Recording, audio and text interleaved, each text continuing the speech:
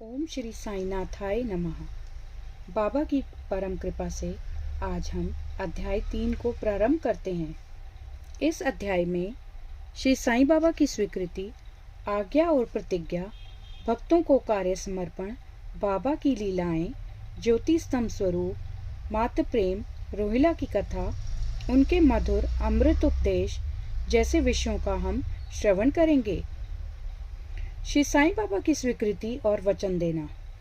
जैसा कि गत अध्याय में वर्णन किया जा चुका है, बाबा ने सच्चरित्र लिखने की अनुमति देते हुए कहा कि सच्चरित्र लेखन के लिए मेरी पूर्ण अनुमति है। तुम अपना मन स्थिर कर मेरे वचनों में श्रद्धा रखो और निर्भय होकर कर्तव्य पालन करते रहो।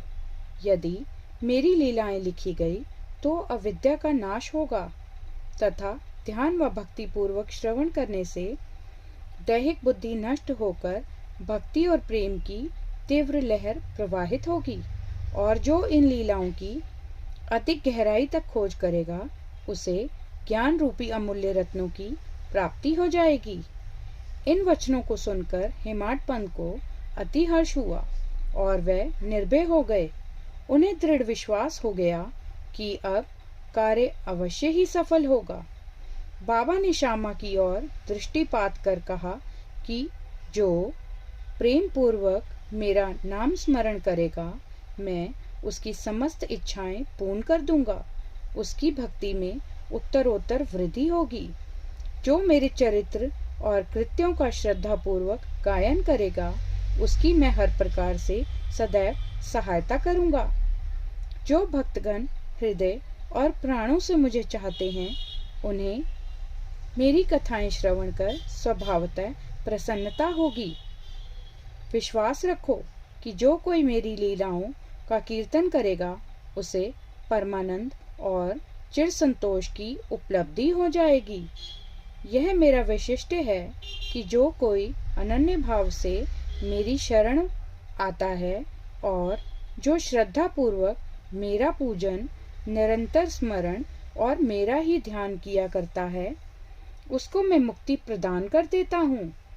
जो नित्य प्रति मेरा नाम स्मरण और पूजन कर मेरी कथाओं और लीलाओं का प्रेम पूर्वक मनन करते हैं, ऐसे भक्तों में सांसारिक वासनाएं और अज्ञान रूपी प्रवृत्तियां कैसे ठहर सकती हैं। मैं उन्हें मृत्यु के मुख से बचा लेता हूँ। मेरी कथाएं श्रवण करने से मुक्ति हो जाएगी। अतः मेरी कथाओं को श्रद्धा पूर्वक सुनो, मनन करो। सुख और संतोष प्राप्ति का सरल मार्ग ही यही है। इससे श्रोताओं के चित्त को शांति प्राप्त होगी और जब ध्यान प्रगाढ़ और विश्वास दृढ़ हो जाएगा तब अखंड चैतन्य घन से अभिन्नता प्राप्त हो जाएगी। केवल साईं साईं के उच्चारण मात्र से ही उनके समस्त पाप नष्ट हो जाएंगे। आइए अब देखते हैं कि भिन्न भिन्न कार्यों की भक्तों को प्रेरणा किस तरह बाबा ने दी। भगवान अपने किसी भक्त को मंदिर, मठ, किसी को नदी के तीर पर घाट बनवाने, किसी को तीर्थ पर्यटन करने और किसी को भगवत कीर्तन करने एवं भिन्न भिन्न कार्य करने की प्रेरणा देते हैं। परंतु उन्होंने मुझे श्री साईं सच्चरित्र लेखन की प्रेरणा दी। मुझे किसी भी विद्या का पूर्ण ज्ञान न होने के कारण मैं इस कार्य के लिए सर्वथा अयोग्य ही था। अतः मुझे इस दुष्कर कार्य का दुस्साहस क्यों करना चाहिए। श्री साईं महाराज की यथार्थ जीवनी का वर्णन करने की सामर्थ्य किसे है। उनकी कृपा मात्र से ही कार्य संपूर्ण होना संभव है। इसलिए जब मैंने लेखन प्रारंभ किया तो बाबा ने मेरा अहम नष्ट कर दिया और उन्होंने स्वयं अपना चरित्र रचा। अतः इस चरित्र का श्रेय उन्हीं को है, मुझे नहीं। जन्मतः ब्राह्मण होते हुए भी मैं दिव्य चक्षु विहीन था। अतः श्री साईं सच्चरित्र लिखने में सर्वथा अयोग्य था। परंतु श्री हरि कृपा से क्या संभव नहीं है। मूक भी वाचाल हो जाता है और पंगु भी गिरवर चढ़ जाता है। अपनी इच्छानुसार कार्य पूर्ण करने की युक्ति वह ही जाने। हारमोनियम और बंसी को यह आभास कहाँ कि ध्वनि कैसे प्रसारित हो रही है, इसका ज्ञान तो वादक को ही है। चंद्रकांत मणि की उत्पत्ति और ज्वार भाटे का रहस्यमणि अथवा उदिधि नहीं, वरन शशि कलाओं के घटने बढ़ने में ही निहित है। आइए अब हम बाबा का चरित्र जानें, जो कि ज्योति स्तंभ स्वरूप ही है। समुद्र में अनेक स्थानों पर ज्योति स्तंभ इसलिए बनाए जाते हैं जिससे नाविक चट्टानों और दुर्घटनाओं से बच जाए और जहाज को कोई हानि न पहुंचे। इस भवसागर में श्री साईं बाबा का चरित्र ठीक उपयुक्त भांति ही उपयोगी है। वह अमृत से भी अति मधुर और सांसारिक पथ को सुगम बनाने वाला है। जब वह कानों के द्वारा हृदय में प्रवेश करता है तब दैहिक बुद्धि नष्ट हो जाती है और हृदय में एकत्रित करने से समस्त कुशंकाएं लोप हो जाती हैं।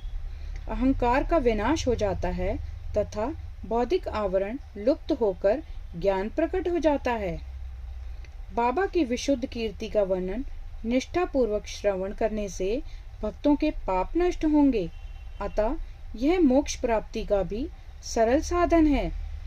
सतयुग में शम तथा दम, त्रेता में त्याग, द्वापर में पूजन और कलयुग में भगवत कीर्तन ही मोक्ष का साधन है। यह अंतिम साधन चारों वर्णों के लोगों को साध्य भी है। अन्य साधन योग, त्याग, ध्यान धारणा आदि आचरण करने में कठिन है, परंतु चरित्र तथा हरि कीर्तन का श्रवण तो अत्यंत ही सुलभ है। केवल उन पर ध्यान देने की ही आवश्यकता है। कथा श्रवण और कीर्तन से इंद्रियों की स्वाभाविक विषय शक्ति नष्ट हो जाती है और भक्त वासना रहित होकर आत्म साक्षात्कार की ओर अग्रसर हो जाता है। इसी फल को प्रदान करने के हेतु उन्होंने श्री साईं सच्चरित्र की रचना कराई। भक्तगण अब सरलता पूर्वक चरित्र का अवलोकन करें और साथ ही उनके मनोहर स्वरूप का ध्यान करें।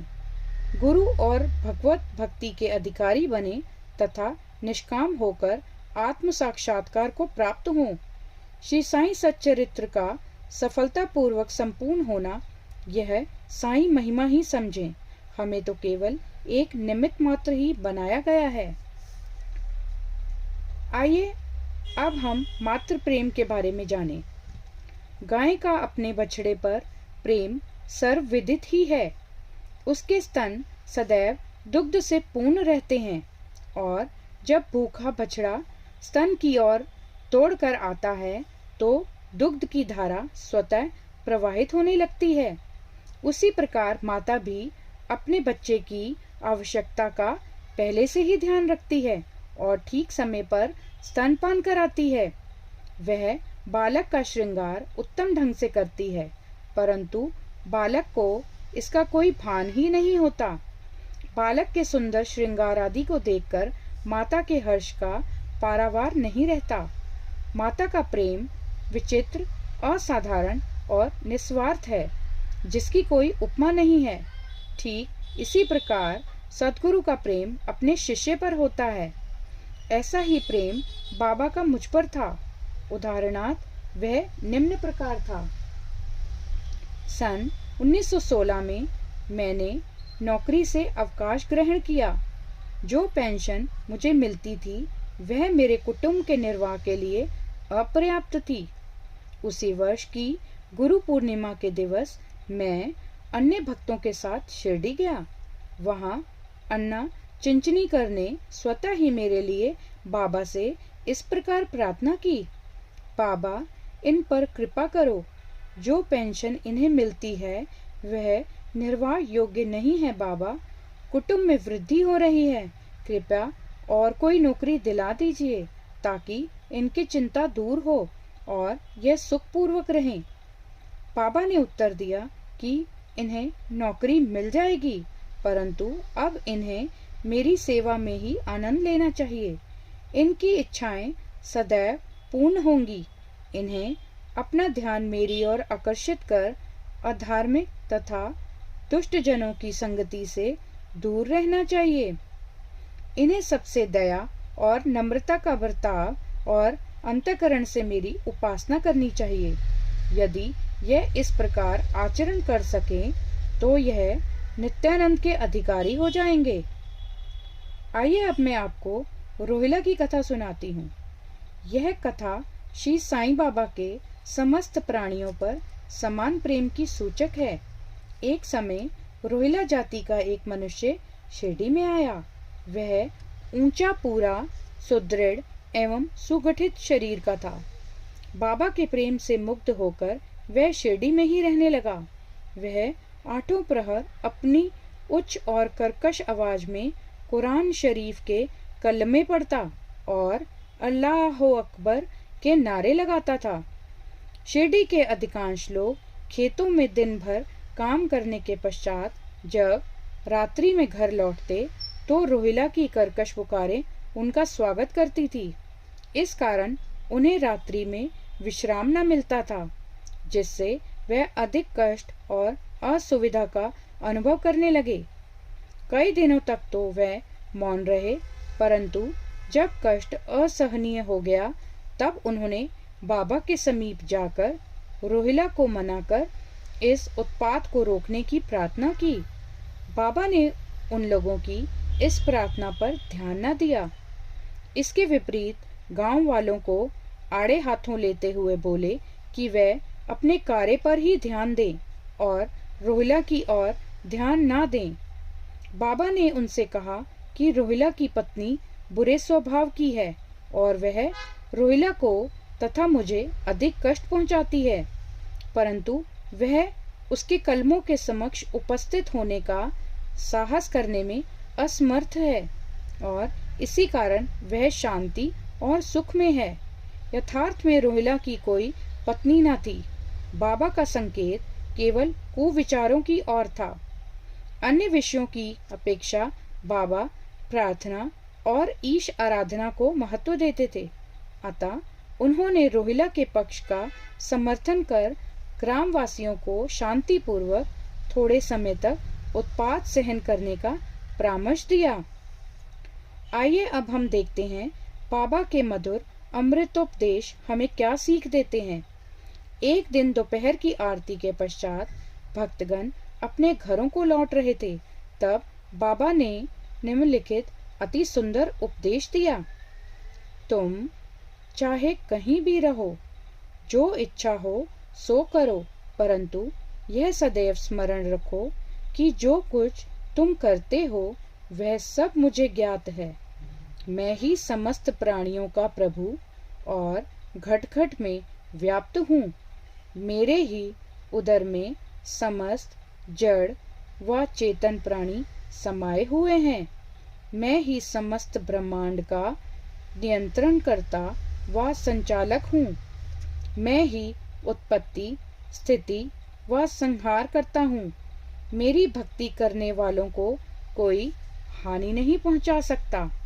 मेरे ध्यान की उपेक्षा करने वाला माया के पाश में फंस जाता है।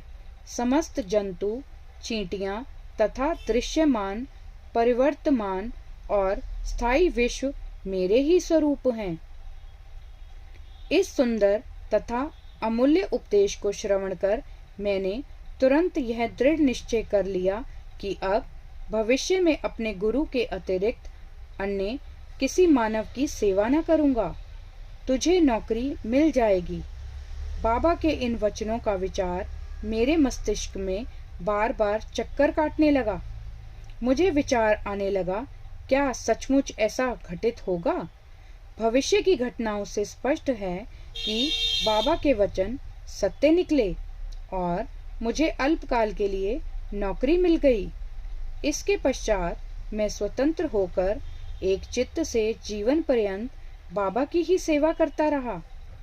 इस अध्याय को समाप्त करने से पूर्व मेरी पाठकों से विनम्र प्रार्थना है कि वह समस्त बाधाएं जैसे आलस्य, निद्रा मन की चंचलता व इंद्रिय आसक्ति दूर कर और एक चित्त हो अपना ध्यान बाबा की लीलाओं की ओर दें और स्वाभाविक प्रेम निर्माण कर भक्ति रहस्य को जाने तथा अन्य साधनाओं में व्यर्थ भ्रमित ना हो।